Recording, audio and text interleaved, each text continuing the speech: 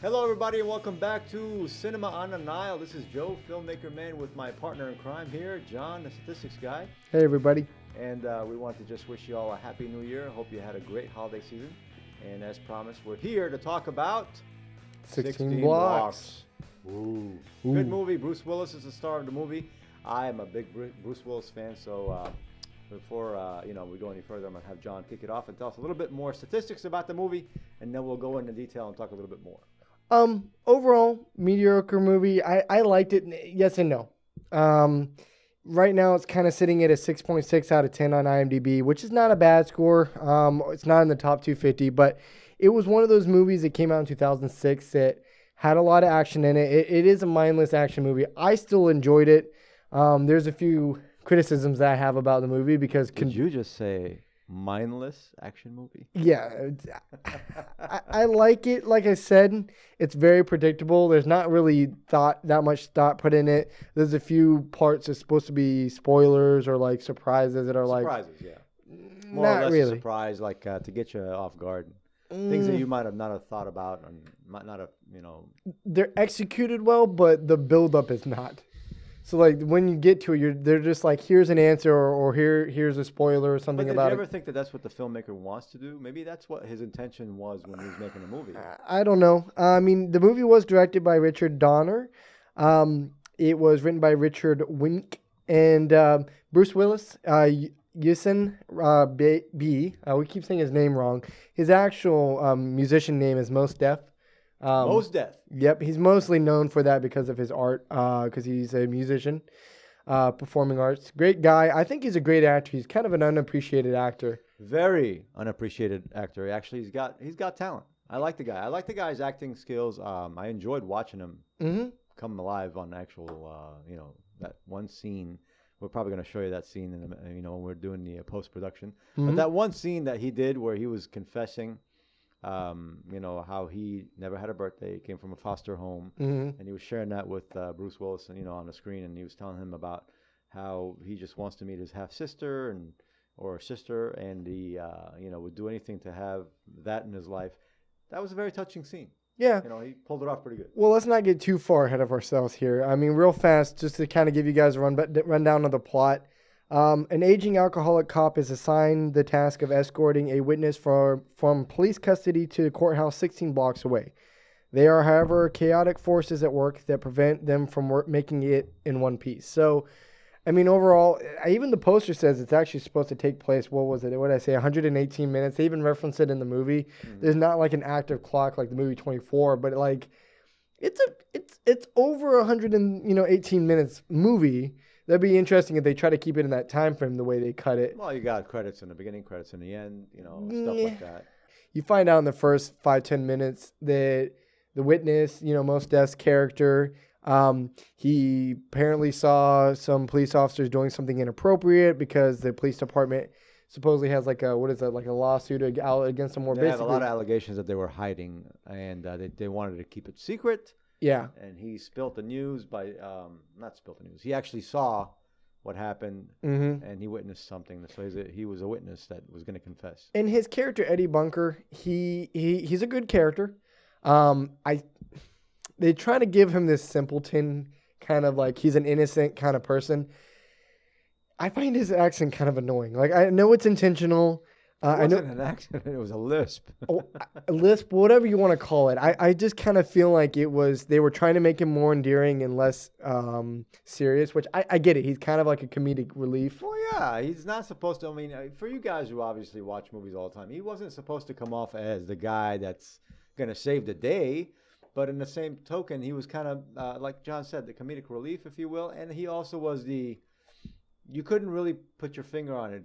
Was he an innocent guy who was a clean-cut guy, or did he have a rough upbringing and he was trying to go clean? They kept you in the guessing position throughout the process of the movie. Even when he pulled out the gun on the crooked cop in that scene in the stairwell, you were there thinking, is he going to turn? Is he not going to turn? Is he going to get bad, or is he going to stay good? So that was the drive of the movie, if you will. That was really what they wanted you to see. I liked that scene, but at the same time, I still kind of feel like it was weak. Like they had to place that in there to show some conflict in the character development. But at the same time, It was supposed to be kind of comedic, kind of serious. The main guy that they're against is like friends with Bruce Willis's character, Morsley. Jack Mosley. Mosley. I'm sorry. You know that's my thing.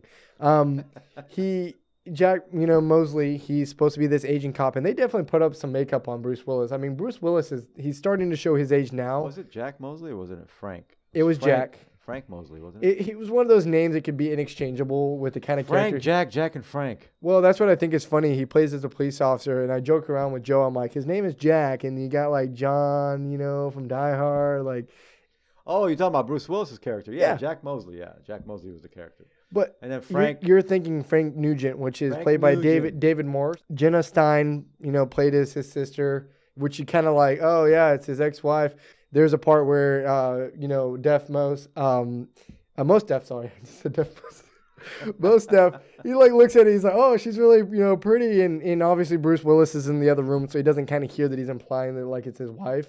And I even made a joke. I'm like, wait a minute, so like you see Bruce Willis in a picture in a police officer outfit, and then they kind of imply like Bruce Willis like looks over and you see a picture of a man, which is kind of weird that they kind of were like, oh yeah, it's his sister, because they were implying like it was his ex-wife. But she comes and helps him because she works conveniently for the paramedic, which ex machina, but whatever. That's convenient because one of them gets shot, both of them get shot. But Mos Def's character gets hurt the most, and they have to basically make sure he doesn't die. Good scene. I thought it was nice, good banter to have another character because you have the dynamic duo throughout the movie. No, I don't know about dynamic duo. It was more like a drunk man trying to revive himself and a kid who was trying to revive a drunk man. Yeah, and they kept calling him kid too. And I love how his character is like in his 40s. And conveniently, everyone saying that was older than him or implied that it was. But that's the beauty of filmmaking, is you can get away with looking as young as you did. And that's exactly what he wanted to do. He wanted to imply that the kid was younger. And he called him kid. And even sometimes people of the same age, they call each other kid. I still think, and this is one of the little funny facts, apparently Bruce Willis wanted Ludacris to play as a character, which I thought was interesting. You guys know that Ludacris actually turned down the role because he didn't think it was befitting of him? No, and he was busy too. I think he was like releasing another album or something. He was busy. He was busy. But, which is funny because they get Mos Def, who also does music. Yeah, but one needed more publicity than the other. To be honest, I've seen Ludacris in some movies, and Mos Def, I like his character because he has a lot of diversity. He's been in the show Dexter. He's been in a lot of TV shows. He's been in the Be Kind We Whine, that cheesy early 2000 movie. I call him the sleeper actor. I think he's a sleeper. He could do more roles, and I don't know why he doesn't. He has that likable character. Like I said, even though I still feel like his list was annoying, his character was overall entertaining. Yeah, it wasn't too And, I mean, really the main person we can talk about more is him, more than even Bruce Willis's character. I like Bruce Willis's character. I love Bruce Willis as an actor. I kind of feel they didn't use him to his full... It wasn't meant to be that way, and I was actually going to... Say that with you. The whole point of this film was to use Bruce Willis as kind of like a crutch, and the kid was supposed to get more screen time than Bruce. Because really the story was about the kid, not about Bruce, because he was helping him along.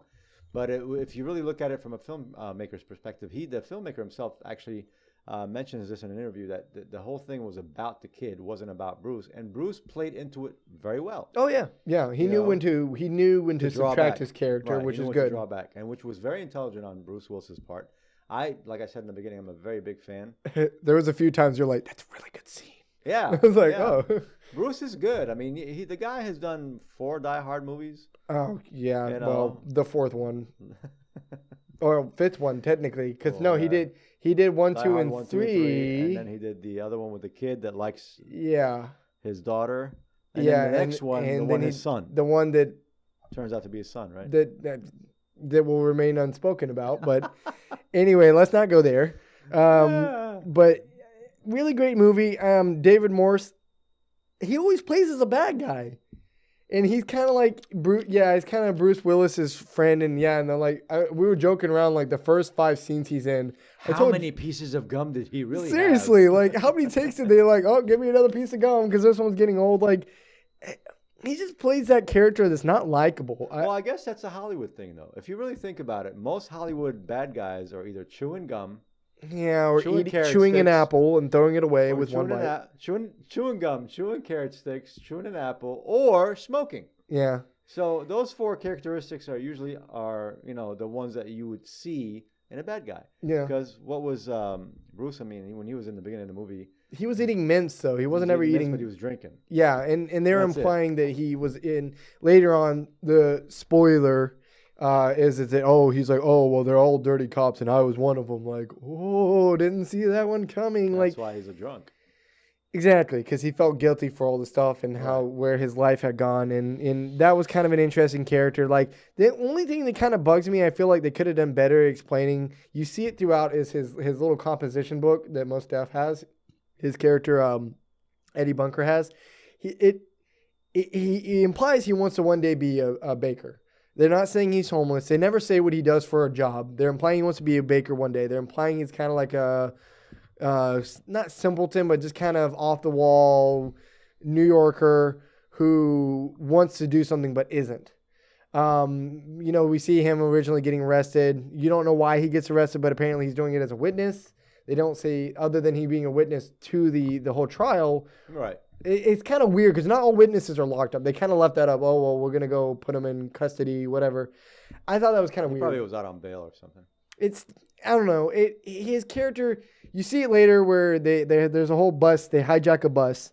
And he basically is talking to this little girl, and it's kind of like the touching moment where you see how he's such a good person. And he talks about... He just knows how to talk to people, and he portrays that in the movie pretty well. I mean, he talks a little bit about how being on the streets, he learned how to, communicate with people.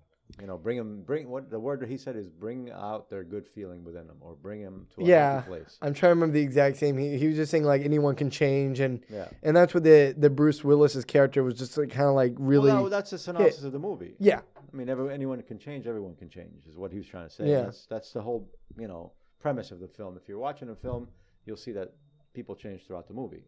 You become better. Well, or you become worse. One thing I liked that they did was David Morse's character became more and more unraveled. That was something that was interesting. Was he kind of in the beginning was very straight and meanered, police officer, calm, and as the movie didn't go in his favor because they were still trying to kill Mos Def's character. I keep calling him Mos Def's character. Things kept not working out. Bruce Willis basically turned against the police and was helping the character because he knew it was right because. Basically, in the end, he let him go so he can go see his sister because, Mos Def finds out he has a sister in Seattle, and it's supposed to be a touching thing. And then Bruce Willis is like, well, I'm going to be the one that's going to admit it. Because they had a really phoned-in thing right before that, like, oh, we're going to go find him, and we're going to go talk. Right. And they're implying, because he's a detective / police officer, that he had a recorder, and he recorded, I just forgot his actual character's name. Well, no, he had the recorder that he took Frank from the Nugent's briefcase. Yeah, well, yeah. You're right. He pulled the briefcase over and he saw a recorder. He picked it up and he was doing his last will and testament. Yeah. And then the kid interrupted him by coming back in the bus. I forgot about that. And then it proceeded from there. By the way, mm-hmm. that movie was not shot in one location. Oh yeah, no. L.A.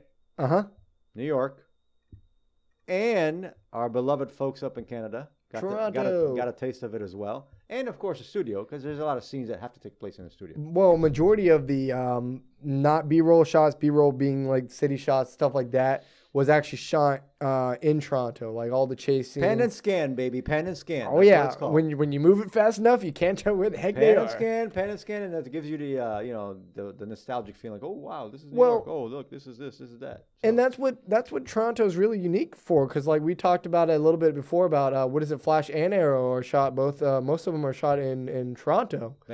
Vancouver. I think some of it's shot in Toronto too. I might be incorrect. A few scenes here and there, but Vancouver, yeah. But Canada's a great place to shoot a lot of stuff because you can fake that, and of course, and it's cheaper production wise. But ding, ding, ding, ding, ding! Again, you hit the nail on the head. It is cheaper. I will say I was surprised, and it's one of those things that when you watch it, you're not thinking about it until you look at the filming locations. Right. But overall, I still liked it. I mean, I'll just go into what we were discussing about earlier. What we would give the score. IMDb gave it a 6.6 out of 10. To be honest, I would just give it a flat 6. It's more, I like it more than I dislike it. I gave it a 7. How odd. Well, and let me really explain why I say 6. And the reason why mainly is I liked the characters. They're kind of cliche. Drunk police officer, whatever. And Well, then how you have many drunk police officers have you seen? in movies a lot. Like what? Name a couple. Name 2 movies off the top of your head. Okay, the cliche police officer is an alcoholic. Like some movies have that in there, but it's not the main part of the story. This was because it was implying he had difficulty, wasn't making the smart decisions. I'm saying that's kind of a stereotypical thing where you see, they're pouring alcohol when they're on work. You have to admit that is a cliche. Yeah. I mean, that is a cliche. He did do another detective or police officer. Or was it he? Well, you have Serpico. That's that one too. But I'm saying Bruce Willis did an actual one where he was sleeping in a car drunk. Yep. I can't remember what movie it is. He's done a few. I have here. I think it was Hostage, maybe, because he was a police negotiator in that one. He's a failed not police. Hostage. It was a funny name about a football. The guy was a football player and he tried to protect him. I can't remember right now. I do not know. But we'll get you the name anyway. But yeah, he's done a lot of roles. Oh, is it Boy Scout? Boy Scout. The last Boy Scout or Boy Scout? It's called Boy Scout. Boy Scout. Okay. But overall, I mean, Bruce Willis was great in this. The main issue that I detract a lot is there was a lot of conveniences. It's very hard to find someone in New York. And even if you're chasing him, panning, Joe says, well, maybe it's because they had it blocked in 16 blocks. No, it's implying that's the distance they're going. And there was a scene, I literally made the comment, and then they followed up in the scene, so I'm kind of irritated with that I'm like, oh, well, how are they going to track someone? Well, there's a scene in there, and Joe's like, oh, well, maybe it's because he's drunk. He doesn't realize he has a phone that's trackable. There's literally a scene where he throws his phone away for that reason. But he looked at it, and then he threw it away. He realized he was being tracked. He wasn't aware of it. Later on. But I'm saying is that's the whole point of the character, though. But he throws away his phone originally, or something happens to it. He never had a phone. Well, either way, he gets another police officer's phone, then all of a sudden they're like walking away because he wanted to like gloat or something. Like he lost Mos Def's character. And he was, I don't know why, I guess he was just calling to gloat that he caught one of the guys, which I'll talk about him in 1 second real fast before I let you get into yours. And then he's like, it's being tracked. And then they basically explain that they were tracking it, which it's not that easy to track a phone, but whatever. But detectives do have trackable phones. Yes, that I know. In real life. That I know. I agree with that. But the other thing was there was a scene where they go conveniently on top of a building. And literally all they would have to do is there's a point where you see them split up. All they had to say is, you go up on the roof. John, we argued this point. This boy just doesn't, I mean, you've never been a cop. You've never been around cops. I've been around a lot of police officers in my life and detectives. And I'll tell you what, when they're scanning a perimeter, someone always has to have bird's eye view. I get that. It's always the case. I'm just saying continuity-wise, the time they split up on the ground, literally 5 seconds, the two duo is walking on the roof. And there's a police officer there. Well, yeah. And I don't even think But he was in a different building. I get that, but I'm just saying it has to be that way. And maybe you can imply or assume that maybe Bruce Willis didn't know. Oh, maybe he didn't think about it because he was still drunk. I don't know. I mean, like I said, the movie. You want to believe in lightsabers, but you don't want to believe that there was a guy on the roof about to shoot another guy, really? Yes. To be honest, yes. Oh, suspension of belief with the lightsabers. Well, you do have to admit, there's a point where they go into a building. They literally break a line of sight, and you even see them like looking around. They don't know, and then walking through. Police officers magically appear in there. You have to admit that one is a little like. Yes, they all had magic. I don't know, but it's still really good. I feel like it's mindless action. They feel like they could have done more, but they did what they needed to do. Yes. Does that make sense? Yeah, of course they had to do what they needed to do because it was an action film. Agreed. With a little drama. Agreed. And that's basically what it was. It was all about the antagonist and the protagonist and how the antagonist, changed the life a little bit of the protagonist. Mm-hmm. And then moved on with the action that it required for the movie to carry itself. They couldn't have made it any more drama. And they had to put more action to keep you going. They had to keep your, I guess, they wanted to keep you interested, if you will. They wanted to keep you going. So that's my opinion. But, on the other end of that, the movie was not bad. I gave it a 7 because I felt the movie had enough storyline, because this is me from the other perspective. A storyline, a good actor, and a good supporting actor, and a good, obviously, antagonist to be able to, change everything around in the film. David Morris is a good villain, though. David Morris has always been a good villain, and he's never not gonna ever be a good villain. Just it's his demeanor.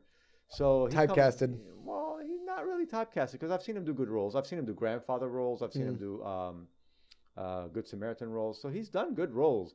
The movie wasn't that bad for 2006. I mean, when that movie came out, it didn't get bad reviews. People flocked to the theaters to see it, so it wasn't too bad.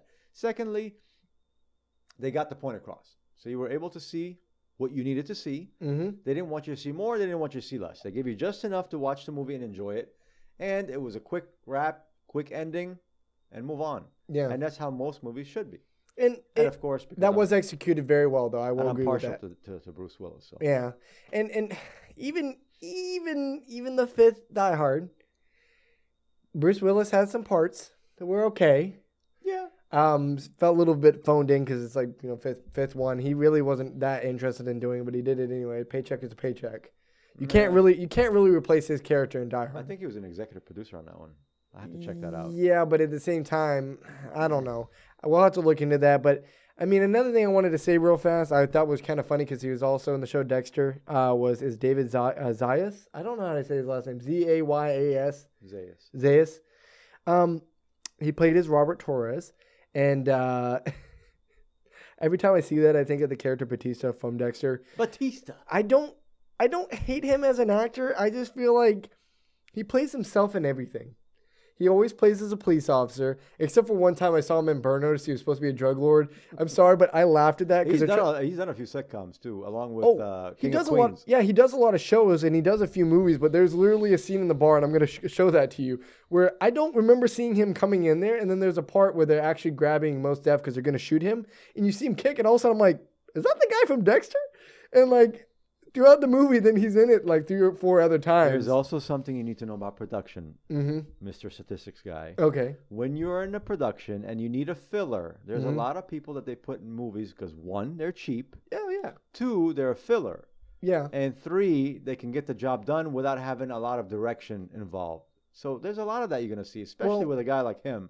He's not a horrible actor, but he's not type A cast. He's a B or C, not even a B. I mean, here's the thing. He's not an A-lister. Let's just put it that way. He'll never have his own movie. I don't want to crap on the guy. But no, that's fine. But he's never going to have his own movie. I agree. So he knows that, and he's fine with that. There's a lot of people out in the world, as long as they're in front of the camera and as long as they're with a lot of A-listers, they're content with that. They can live life happy. You know what I'm saying? There's nothing wrong with that. Anyway, we are excited because following this episode on Friday, I wish we could record that and see that quickly. No, that's okay. But obviously, we're going to be doing it the following week. We've mentioned before is The Revenant with Leonardo DiCaprio. And also, good treat for you guys to know about. This is something that we were talking about for a while now. We're going to make it happen. We've been invited to come and do screenings for movies. So we're going to actually do that. We're going to be screening films before they come out. So the invitation came in a highly recommended person. So we're not going to mention his name. Yep. But we're going to go see the movies before they come out. So we might be able to actually talk to you about the film in advance. So that's the beauty of that. So we'll be able to talk about the movie in advance, give you some tips and tricks.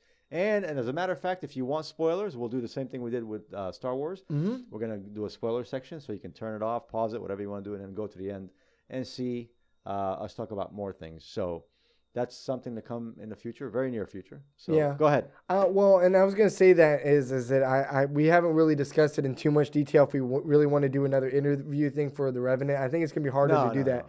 But we want to do another one soon. Blockbuster. We have an idea with which one it could possibly be, Civil War or a few other, big movies that are coming out around the corner. We're not going to say anything right now. But we'll leave that up for now. Yes, we'll leave it alone. But it is going to be nice to have the early screenings because we can better format what we want to do for the movies of the present. I mean, the movies of the present is kind of the hardest one to shoot because we want to keep on top of that and see new movies that we want to see and that we know you guys want to see. And there's a lot of people have been asking us to do shows. I don't know how we feel about that yet. I don't know if we want to do shows. Like someone came up, actually more than a few people. Yeah, came up and asked us to do an HBO series, which we love very much, Game of Thrones. And they asked us to do a little bit of.